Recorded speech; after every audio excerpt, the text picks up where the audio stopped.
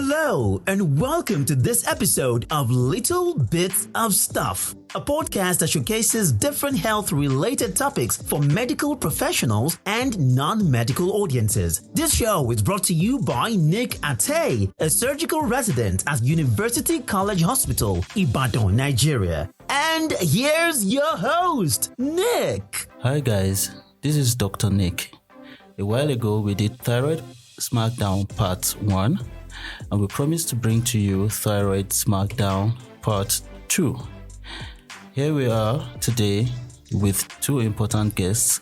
The guests you've known as usual, Dr. Chiko and Dr. Naomi, here to bring a robust discussion as part of the Thyroid Smackdown series. And without wasting too much time, let us listen to the discussions on Thyroid Smackdown Part 2. Oh, all right, guys. Dr. Naomi, are you ready for part 2? I'll try. All right, don't worry. It won't be that bad. It will almost be the same thing, just a few additions. I'll remind you that you're likely to answer some of the questions you've answered before, but probably with, just like Dr. Nick said, more robust discussion. Okay. As usual, we'll start with a little bit of anatomy. So, what do you understand by the nerve, external laryngeal nerve? The external laryngeal nerve, that's a branch of the vagus nerve. It supplies the cricothyroid muscle. It supplies the cricothyroid muscle, and that's the only muscle that's not supplied by the recurrent laryngeal nerve.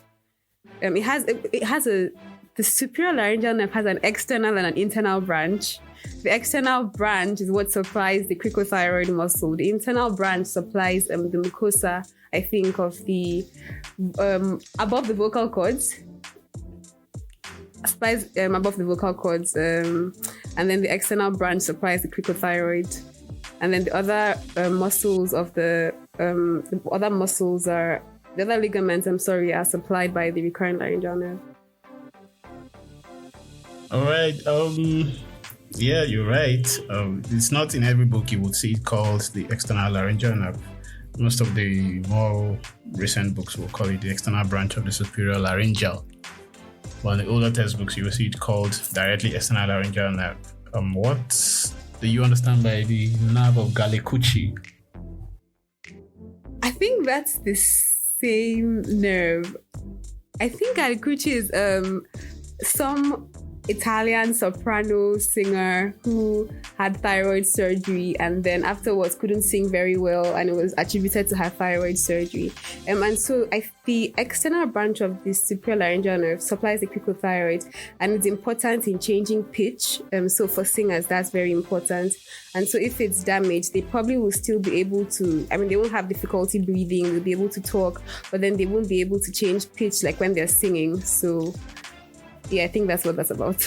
Yeah, that's correct. The Amelita Galli-Curci, that was a famous Italian soprano singer, opera singer. So who had a thyroidectomy and then had one of her external branch of superior laryngeal nerves damaged, and so she couldn't go higher. The other sequela of damage to that nerve is your voice fatigue. Okay. Voice getting tired easily, so the person may not be able to speak for quite a long time. So it supplies the cricothyroid muscle, like you said, and then the cricothyroid muscle, the function of that muscle is to tense the cord. All right. So, but which muscle abducts the cord? This is a real smackdown. Tensing the cord is different from abducting the cord. Yes. So which muscle abducts the cord and which nerve supplies it? I'm not sure what muscle it is, but the only other nerve is going to be the external, the recurrent laryngeal nerve.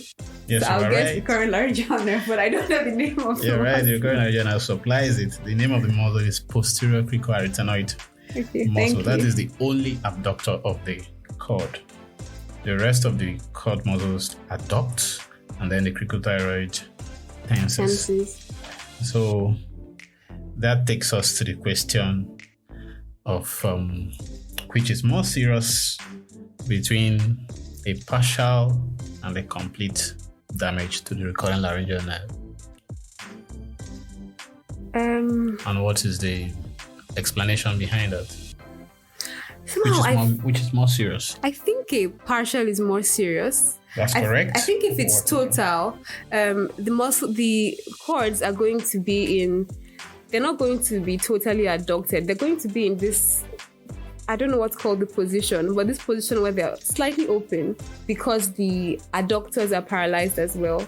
So they're sort of slightly open. You are right about the partial damage being more serious, but not quite right about the explanation.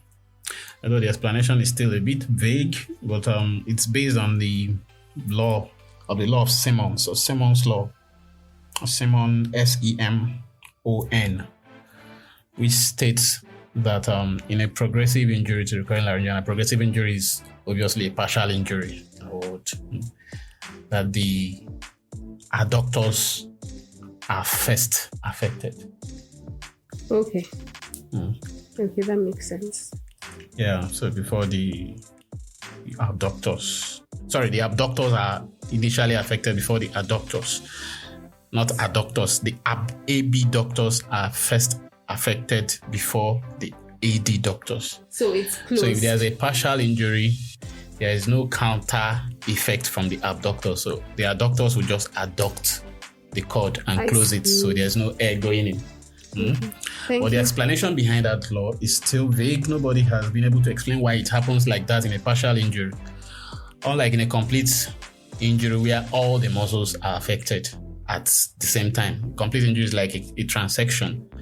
So in that situation, the cord is slightly abducted, not completely abducted, just somewhere midway in between. So some little air still goes in. So that is that, but nobody has been able to understand why it happens that in a partial injury, the abductors are affected first before the adductors. Okay. All right. So that's the explanation for that is based on the Simmons law, which is not yet completely explained, or has not yet been fully explained why it happens that way. Okay. What's the half-life of the T3 and T4? Or what are the half-lives of T3 and T4? Half-life of T4 is 7 days. About 7 days. Half-life of T3, I think it's shorter, but I'm not sure. Sure what it is. It's a day versus 7 days. A day. So 24 hours versus 1 week, right? So that's that. What do you understand by the Wolff-Chaikoff effect or Wolff-Chaikoff phenomenon? Oh, for deep waters. It's when iodine is, I'm not sure I remember this one. When iodine blocks the synthesis of thyroid hormones, when extra iodine is supplied and that blocks the production of thyroid hormones. Yeah, you have an idea, but it's a situation whereby excess exogenous iodine. Excess exogenous iodine. Because when you supply somebody with iodine, it will first of all lead to increased iodification of the thyroid hormones, isn't it? Yes. And then there will be excess thyroid hormone production. So the person will initially have a hyperthyroid state, but subsequently, due to some feedback mechanism, there will now be a hypothyroid state. So there will be an initial rise in thyroid hormone levels, but followed by the hypothyroid state. So that's what happens with the Wolff-Chaikoff effect. Okay, thank you. All right. Okay, why might there be elevated thyroid hormones in pregnancy and maybe in some gynecological tumors like maybe hydatidiform mole? In pregnancy, I'm going to say that there's an increased demand because of the growing fetus for thyroid hormones, and so the thyroid gland will need to do more work, produce more hormones. For gynecological gynecological conditions, I know that there's tumor ovary that produces thyroid hormones. So that's my answer for that one. All right. Again, a bit of an idea, but not quite explaining it. Yes, pregnancy is a hypermetabolic state. There's a baby that demands more from the mother. But the true explanation of that is about is based on hormone changes. In pregnancy, there's elevated beta HCG, even epinephrine. Those two stimulate excess thyroid hormone production. All right. Yes, Those sir. two are also elevated in something like hydroxyform, or you have excess beta HCG, and you also have excess epinephrine. Both of them stimulate thyroid hormone production. So that's why you might have elevated thyroid hormones during pregnancy. What do you understand by euthyroid sick syndrome? Sick thyroid syndrome. That's like patients who are critically ill, like patients who are in the ICU. So if one does a thyroid function test, everything will be low. T3, T4, TSH, everything is low. I'm not sure why it happens, but that's generally the picture. And then a critically ill patient, so one will think of, but then they're euthyroid, but all their hormone levels are low, and then they've been critically ill for some time. Yeah, it's based on the steroid mechanism, and glucocorticoids likely to be elevated. Okay. They inhibit thyroid hormone production in such severely ill patients. All right. So there is peripheral reduction in thyroid hormones, but there's no compensatory elevation in the TSH Okay. in such patients. So when you do the thyroid function test, TSH appears normal, but meanwhile thyroid hormones are low. So that's why they call it thyroid sick syndrome. Just like you said, because in severely ill ICU bedridden patients who probably are not able to mount the compensatory mechanism. It's a feedback mechanism Yes. starting from the hypothalamus. So that may have affected their ability to mount such feedback, right? So, but how does it differ from Refetov syndrome? No idea, sir. Thyroid sick syndrome. No idea. All right. Refetov syndrome is a syndrome that develops with an end organ resistance to thyroxine, like T4. End organ resistance. People have tried to explain it by some genetic predisposition that leads to resistance to thyroid hormone receptors. So somehow the patient develops resistance to thyroid hormone receptors. So, of course, there is such a patient. You could still have what they call it. The receptors are not responding to the So thyroid what happens hormones. in that kind of situation? You can explain it now. So the receptors are not responding to the thyroid hormones. So the body. What could happen if you do a thyroid function test for such patients? It I'm differs slightly from the thyroid sick syndrome. going to guess that the TSH will be high Yes, because it's going to try to Yes. force some more hormones out. yes. So thyroid hormones may be normal, but TSH will be high. But the thing is that it's not stimulating the gland to produce more than excess thyroid hormone because there's an end organ resistance. But are these also critically ill patients, or can be No, anybody? it can just be any patient. So Okay. that's how it differs from Refetov. All right, what's the most sensitive single test for diagnosing hyper or hypothyroidism? I will go with TSH. Yes. The truth is that there is no single test that is enough to evaluate a patient with a thyroid disease. But if you must choose one test to give you some information, or maybe enough, I wouldn't say enough per se, but If you had to just pick one out of if you of all of them. if you just had the option of trying to pick one out of all the tests, then TSH. But that's why most of the time when you get the thyroid function test results, the first thing you look at is the TSH. Once the TSH is within normal, you are almost as good as fine with that patient. So TSH is the most important out of all of those tests. All right? Thank you. What's the most sensitive marker in medullary thyroid carcinoma? Medullary thyroid carcinoma, that'll be calcitonin. Thank you. So, Yes. yeah, produced by the parafollicular cells. So, serum calcitonin. Okay. What are the various imaging modalities you could use to evaluate the thyroid gland? Imaging modalities to evaluate the thyroid gland. And first will be an ultrasound scan. Thank you. I like the fact that you started with ultrasound scan. Yeah. So what might it's you see? affordable, it's available, although it's operator independent, operator dependent, but then What it's might readily you see available. on the thyroid gland on thyroid ultrasound scan? One may see nodules if they're nodules, and that can assist in if one wants to do a fine needle aspiration biopsy, then that can assist in biopsying, and so that you know exactly what you're biopsying at the time. I know that there's a I don't know if it's called thyroid, something like thyroid for breast, but there's something for thyroid. I'm not sure how to grade it. That's you're going into fine needle aspiration. Oh, okay. So forget about that. Let's talk about the thyroid gland, the thyroid ultrasound scan. Yeah, apart from nodules, the way they appear could give you an idea of whether it's a benign nodule or a malignant nodule. Not. If they are hard, if they're cysts, yes, if they appear hard, you get or soft. It could tell you about whether the nodules are hard or soft. Okay. The report the nodule as hard is suggesting there could be some form of calcification going on, tipping your mind towards a malignant condition. But if they are soft or like cystic, like you said, could suggest a benign condition of the thyroid gland. Okay. Yes, what else? What other imaging modalities? One can also do thyroid scintigraphy. Okay. Using That's what? too much of a jump.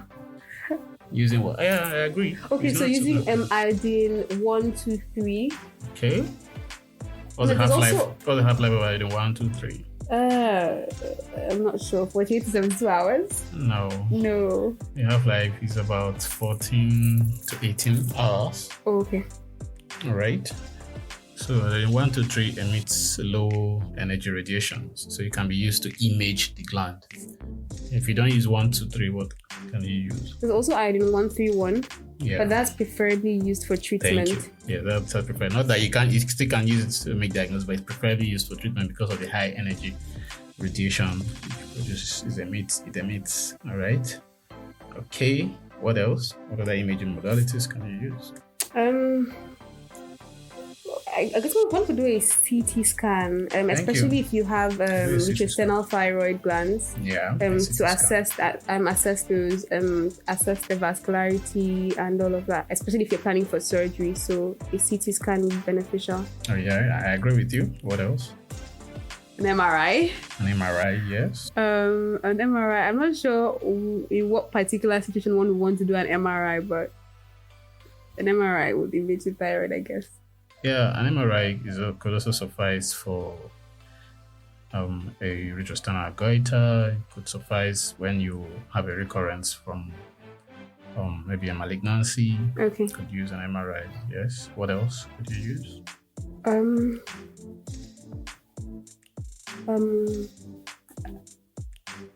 could use a PET CT scan. PET CT scan. Okay. Where you use what was the radioiodine?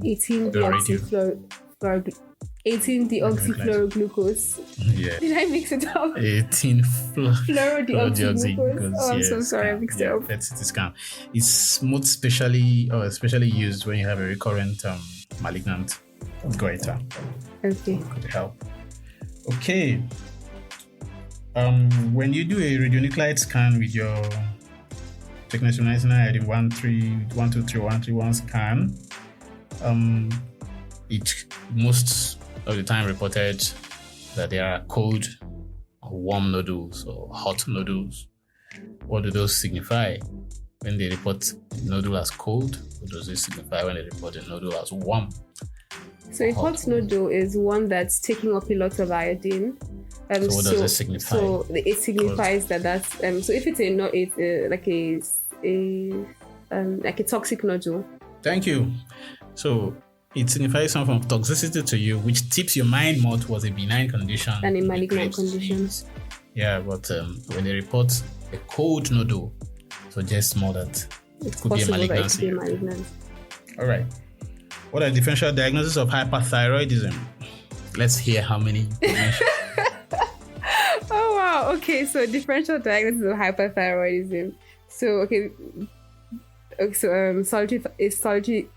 solitary thyroid nodule, solitary toxic nodule. Why are you starting with that?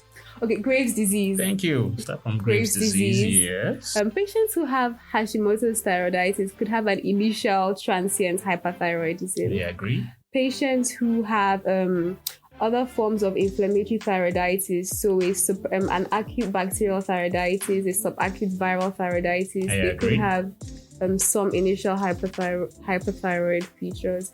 Patients could have they could have a toxic nodular goiter. Toxic nodular goiter. You haven't said much. Flemmer's disease? Is that Flemmer's? Flemmer's disease is toxic multinodular. Toxic multinodular goiter. So Flemmer's disease, they could have hyperthyroidism. Yes. But then one could also have the solitary nodule that is toxic. The solitary toxic nodule. Solitary toxic nodule. Toxic adenoma, yeah. I agree. What else? I'm not sure. Malignancies typically don't produce a lot of are not typically toxic, so I would refrain from saying malignancies. Don't go there. There are some other differential diagnosis of hyperthyroidism. We've mentioned some already. Talked about hydatidform or gynecological conditions. So other things outside of thyroid gland. You could think of exogenous supplies of iodine, like amiodarone toxicity. Amiodarone toxicity. All right. If people eat a lot of cabbage. So you think of drugs. You think of anxiety neurosis. Okay. Yeah, that could present with symptoms like so there's nervousness and all of that. Someone has Munchausen syndrome. Yeah, so you just mention things like that. All right, now that you mentioned Hashimoto's, I think I've given it away. I wanted to ask you the commonest cause of hypothyroidism. Hashimoto's thyroiditis, sir. Thyroiditis. You grab that. Okay. Have you heard of hamburger thyrotoxicosis? That is also a differential diagnosis of hyperthyroidism. Oh, no, I haven't heard that one. Okay, yeah, it was actually an event that happened in the United States. I can't remember the year now, I think 1984. So 45, we're making hamburgers. They have to put some beef in the hamburger and all of that. So without knowing that the beef they're using for the hamburger has some thyroid gland from the bovine thyroid gland that was probably toxic. So people that ate it, they had some form of thyrotoxicosis. So that's how it gained the name hamburger toxicosis or hamburger thyrotoxicosis. What are the eye signs of Graves' disease that you know? Eye signs include proptosis. Patients could have. I would rather just say exophthalmos. Okay. They could have staring gaze. You could have lead lag. What do you call that? What's the name? What is the name? Or who is the name after? Von Graf. Stare. Stare is a stare wag. Stare wag. So I think you should memorize it that way. Stare wag. So stare wag, staring. Yeah, okay. So they sound alike. Yes. What else? So there's lead lag. Lead lag. What's another name for it? The reason you need to know the names is might come in an MCQ as the names of the people. I'm just going to throw out all the names I know. Navziger. I know Navziger. I know Moebius or Mebius. I don't know how to pronounce it. I know Von Graf. I don't know what they mean. Von Graf is lead retraction. Lead retraction. Thank you. So, was lead lag? Lead lag. Navziger. No. Navziger is actually a test for exophthalmos. So it's not really a sign. It's Navziger's method of checking for exophthalmos, where you go to the back of the patient and then extend the neck and then to blow to look. So it's actually a test, not a sign per se. It's a test for exophthalmos. All right. Yes, sir. Von Graph. Von Graph. Lead lag. Lead lag. All right. Then what is Dalrymple sign? No, sir. Dalrymple sign is tremor of this levator palpebrae superioris muscle. Tremors. Yes. So put into tremor. All right. Okay. So those are some of it. What about other signs? What other signs outside the eye signs of Graves' disease do you know? Aside eye signs, they could have pretervial myxedema. Agree? They could have thyroid acropathy or acropathy. Acropathy. They could have What happens in thyroid acropathy? Or how does it present? they have some sort of clubbing and like the soft tissue connective tissue. They also have onycholysis. Onycholysis. Onycholysis, the nails are elevated from the beds. So when you're doing thyroid examination, looking out, you go to the hand and then you elevate the hand. The examiner's actually trying to look at you to see if you're looking out for all of that. So when they are not asking you about thyroid acropathy or what you are looking for on the nails of the patients, these are things you need to explain. You need to be able to explain. Okay. All right. In some males, young males, they could have gynecomastia as part of Graves' disease, so they could present gynecomastia. All right. How do you administer Lugol's? What is Lugol's iodine? Lugol's iodine is a form of iodine. Form of iodine. It's actually an aqueous solution of potassium iodide. Potassium with iodide. In water. Potassium iodide and then iodine in water. So that mixture. All right. So how do you administer it and what does it do in the thyroid gland or to the thyroid gland when you're planning for a thyroidectomy? So for it can be administered shortly before, like I think within a week, 5 days to a week of the planned about 10 thyroid. days before thyroidectomy. All right. And it's the How does it? I think it works based on the Wolff-Chaikoff effect. Okay, well, the goal is to... What is the goal? Yeah. Is to reduce the vascularity of the thyroid gland and make it more solid, easier to handle. Less friable, so easier to handle. It's administered orally. Yes. By drops. By drops. What is the dose? You administer about 3 drops daily. 3 drops daily for the 10 days prior to thyroidectomy. So it could help you to reduce the vascularity of the gland, helps you reduce the friability so that you could do your surgery more easily. All right? Yes, sir. Okay. We're moving into the operative parts now. Oh, deep waters. Yeah. Deep waters. So what options do you have in auto-transplanting excised parathyroid glands during the thyroidectomy? Or inadvertently excised parathyroid glands? What options do you have? To morcellate the parathyroid and bury them in pockets in the sternocleidomastoid. Okay. The morcellation is just chopping them into about 1 millimeter fragments, right? Yes, sir. Okay. Yeah, that's one. Yes. What other option do you have? That's the only option I have, sir. If you don't auto-transplant into the sternocleidomastoid, which other muscle do you use? Pectoralis. No, it's not pectoralis. The muscle in the forearm. Brachioradialis. Thank you. Brachioradialis muscle. Okay. Lucky guess. So you could, but there is ideally you're expected to put titanium clips at that spot where you put them, so that in future, if you need to, probably patient is manifesting some symptoms of hypo or hyperparathyroidism, you want to image and know whether it's actually those ones that you auto-transplanted or the ones that are in situ in normal place that's causing the enlarged causing the hyperparathyroidism. So you could do your MIBG scan.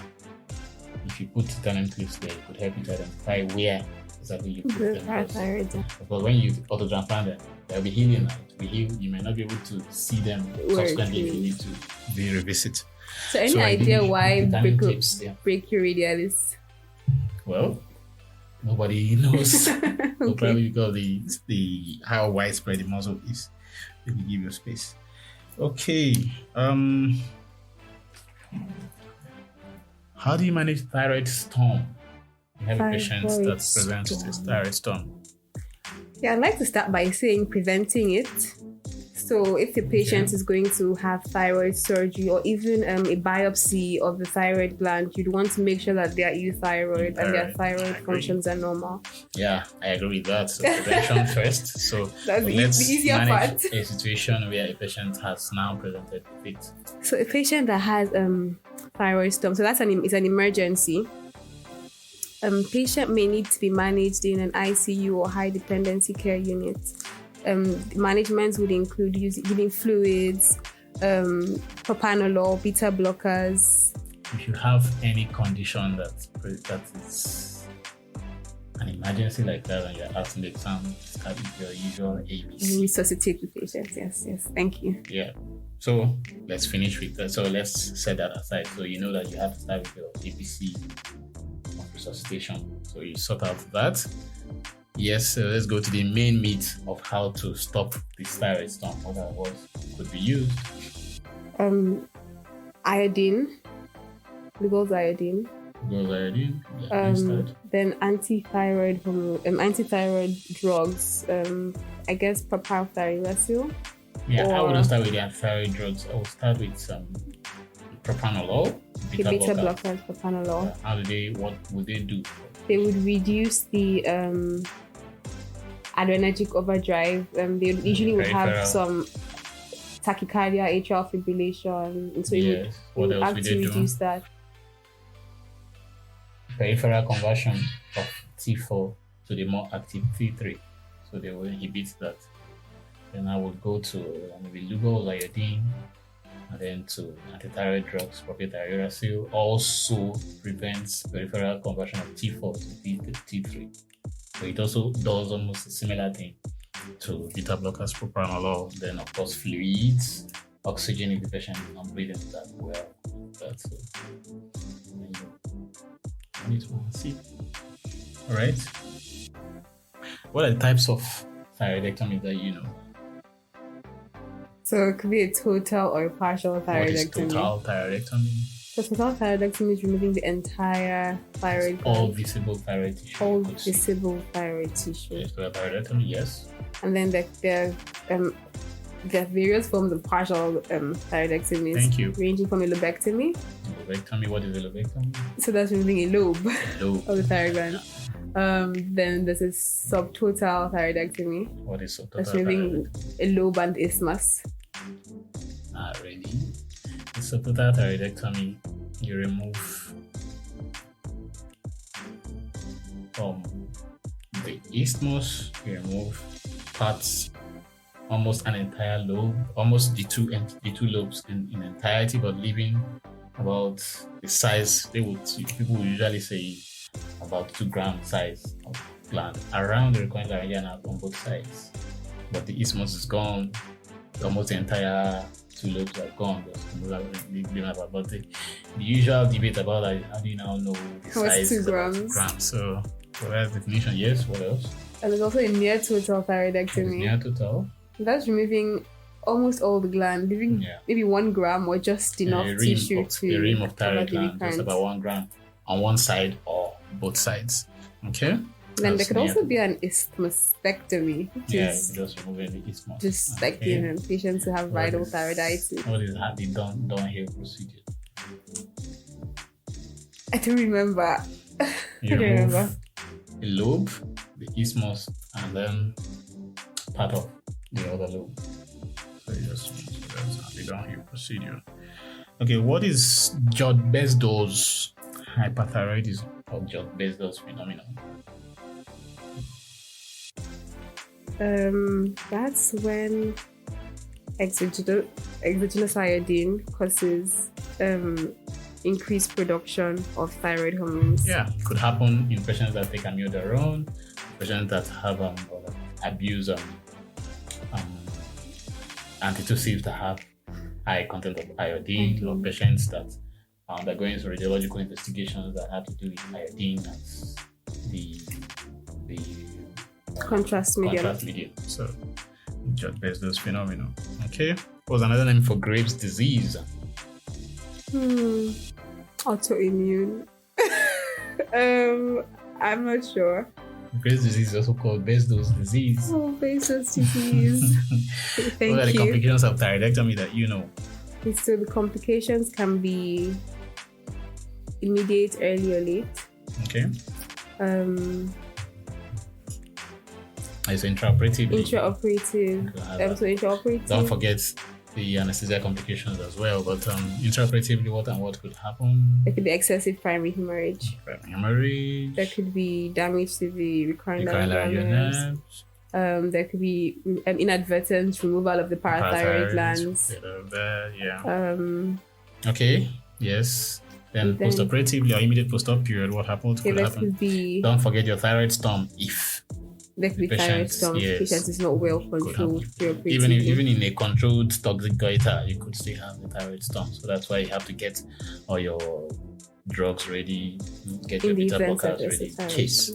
Okay. Yes. So in the early post-operative period, patients could have difficulty breathing. This could be from tracheomalacia if they had a very big gland that was removed. There for a long time. Yeah. It could be from injury to the recurrent laryngeal nerves. Yeah. It could be from hypothyroidism if the parathyroids were injured, and it could also be from if a patient has a tension hematoma. They could also present with difficulty breathing. Yeah. And then we could have reactionary hemorrhage. You're right. And then the other complications that may could be laryngeal edema. And the intubation, that. Especially if there was a difficult intubation, the larynx could become edematous, and then they would. Apart from that, the gland that has been pressed on the trachea as well. Okay. And then subsequently, there could be seroma formation if it was a huge gland and there was no drain. The drain got blocked.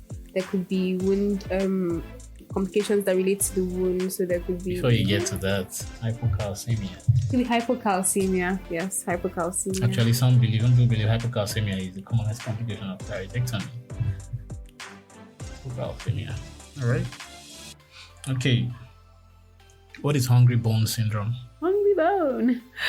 Hungry bone syndrome is it's a post-operative complication for patients who have it's for parathyroid disease. Yeah, it was actually defined for primary hyperparathyroidism. Patients who have primary hyperthyroidism. Parathyroid adenoma. The bones have been all the calcium has been leaving the bones in response to the level of parathyroid hormones, causing excess bone resorption. So and when the parathyroids are removed, they start sucking up all the calcium because they're hungry, and then patients present with hypocalcemia. Yeah, severe hypocalcemia. But it has also been defined or been explained in thyroidectomy. So how that happened? If the patient, I don't know, I can't make it out of this one. Following thyroidectomy is actually thyroidectomy for patients that have had have been in hyperthyroid states, probably toxic goiter. The hyperthyroid state, the excess thyroid hormones have also been muted to cause some bone resorption. So that long-term stay with the excess thyroid hormones in the system also causes some bone resorption. So by the time you remove the gland that is causing that thyroid hormone, the same thing that happens. Almost the same thing. So that is that. Okay. Which thyroid pathology presents with a woody hard gland for our patient? Riedl's thyroiditis. Yes, that's Riedl's thyroiditis. Riedl's thyroiditis. Thank you. Why does it happen? Or why does it? It's a fibrosis, like it's a pathology. It's fibrosing, so it's a fibrous tissue. So the gland hardens. The proper thyroid gland is replaced by fibrosis. So excess fibrotic tissues. Okay. And that's an indication for an mastectomy. Yeah. To make a diagnosis. Yeah, that's good. Okay, what is Pemberton's sign? Pemberton's sign. So that's if that's in a patient who has a large thyroid gland. But the science is started by asking the patient to raise up their hands, and then you notice that there's flushing of the face and congestion, engorgement of the veins of the upper limbs. Usually happens in retosternal goiters. And that's because there's reduced venous return from the head and neck and the upper limbs. Yeah, that takes us to retosternal goiters. What are the types of retosternal goiters? Or what is a retosternal goiter?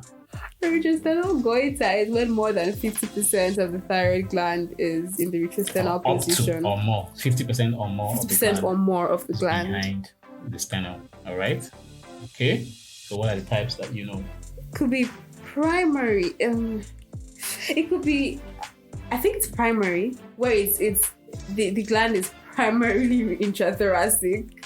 Okay, let me try and arrange my thoughts. 1 second, please. You're on course. It's primary and secondary types. So what distinguishes them? That's what I want to know. The blood supply, where the blood supply comes from. Yes. For the primary one, the blood supply is from the intrathoracic vessels. All right. And then for the secondary one, it's still from the usual sources, so from the neck. From the original thyroid gland supply. The external carotid. All right. So it draws its moves with its blood supply down into the behind the sternum. That's secondary one. So how do you approach such goiter? What are the approaches? So one option is to still approach it via a cervical incision. Cervical approach. If you can, you could scoop out the lower part. Yes. If not, the other approach is to do a median sternotomy. Yeah, sternotomy. Okay. Right. Do you know of any mass disasters in the past that led to so many cases of thyroid carcinoma? Chernobyl. Yeah, Chernobyl nuclear war plant explosion. That happened where? Somewhere. Ukraine, maybe. Yeah, somewhere in Ukraine. Oh, Czechoslovakia. Yeah. I can never know the date. 1986. 1986. Okay. What about which other one do you know? Hiroshima, Nagasaki. Nagasaki. Again, I can never know the date. 1945. The United States detonated 2 nuclear bombs, and then subsequently. So, how long does it take for thyroid carcinoma to develop in such situations, and what type of carcinoma do they present with? I think you're more with papillary thyroid carcinoma. I agree with that. How long? I'm not average, sure. Maybe 10 years. 20 to 30 years. 20 to 30 years. Yeah. Okay. What's the size of the fine needle aspiration biopsy needle? The needle you use for fine needle aspiration size for below the belt. 18G. No, it's about 22 to 23G. Okay. What is the only well-accepted indication for emergency thyroidectomy? Well-accepted indication for an emergency thyroidectomy. If there's a large thyroid that's causing airway obstruction, maybe a rapidly growing thyroid malignancy that's causing airway obstruction. Why will it cause airway obstruction? That is the indication. If it's involving the recurrent laryngeal nerves. No, it's going to be bleeding. If it's bleeding. If it bleeds into its intrathyroidal bleed, so it could enlarge more and cause an airway obstruction. Okay, what are differentials of a goiter that you know? Differentials of a goiter could be benign or malignant. Okay. Benign goiters could. Okay, so. This could be. It's not just benign or malignant. They could be they could be toxic. Okay, so they could be toxic, not toxic. They could be inflammatory. They could be toxic, inflammatory, benign, malignant. Or benign, you could just say it's simple goiters. Simple goiters, toxic goiters, inflammatory goiters, and malignant goiters. Okay, then outside the thyroid gland, what are the other differentials with goiter that you know? Outside these 4 that we mentioned are on the gland itself. Outside the thyroid, a lipoma could mimic a thyroid gland. Remember, I will say you could we did, and I'm so ashamed I can't remember. In the space of bond. Yes, we did. Lymphomas. A branchial cyst. Yes. A thyroglossal duct cyst. Yeah, so those are some differentials with goiter. Okay, what prognostic indices do you know for differential thyroid carcinoma? Prognostic. And what is the most important index? I don't understand the question. Differentiated thyroid carcinoma. What Differentiated. prognostic indices do you know? Can I have a clue?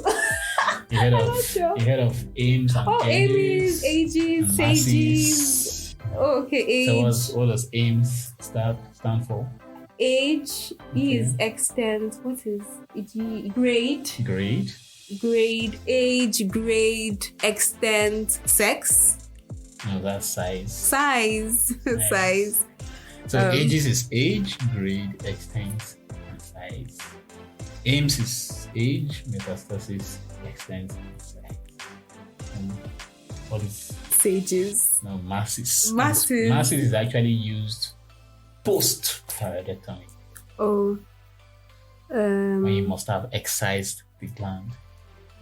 Right? So, but I asked, what is the most important index with all of these indices we mentioned? I would say the size, No, it is the age the age. of the patient. If a patient presents at below 45 years with a thyroid carcinoma, that patient has a good prognosis. But above 45 years, prognosis gets worse. Alright?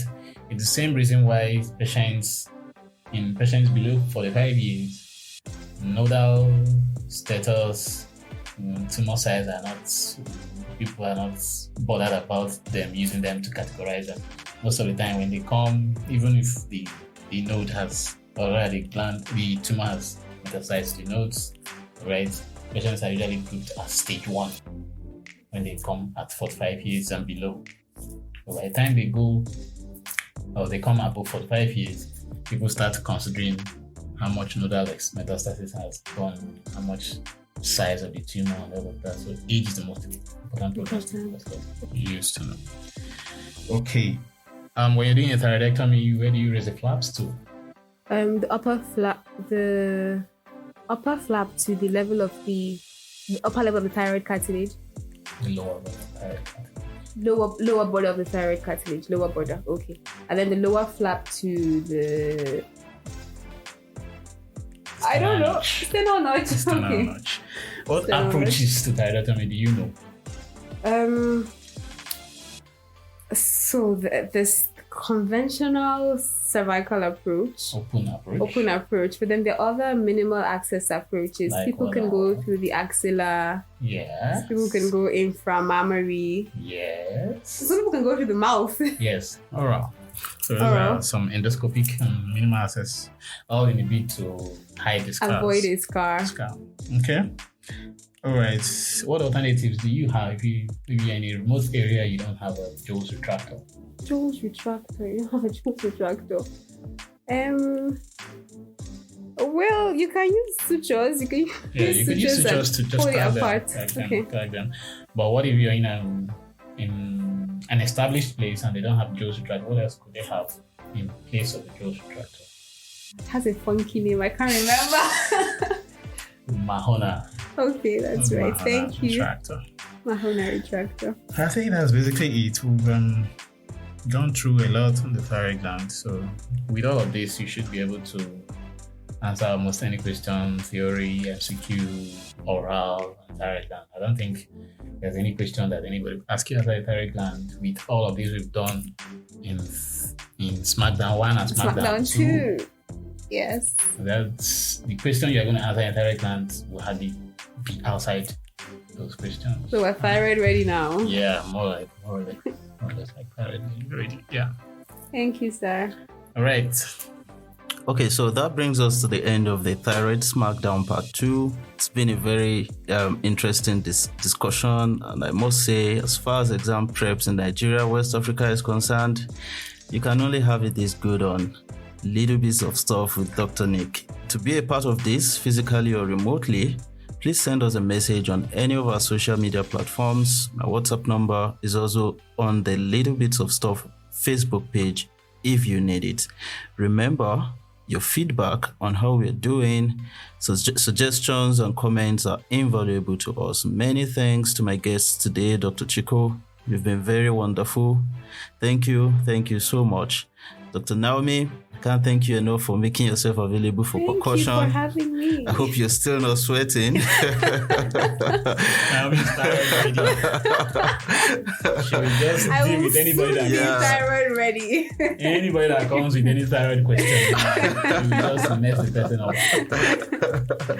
Yeah, so I think she's good to go. So thank you for listening. It's a wrap for today. See you in the next episode. Bye guys. Bye, guys. And that's it on Little Bits of Stuff for today. Please subscribe to our podcast on iTunes or Google Podcast. You can also get it on Audio Mac and YouTube. Follow us on Twitter at Lil Bits of Stuff. That's LILBITSOFSTUFF. And on Instagram at Little Bits of Stuff. That's LITTLE Bits of Stuff. Until next time, stay healthy.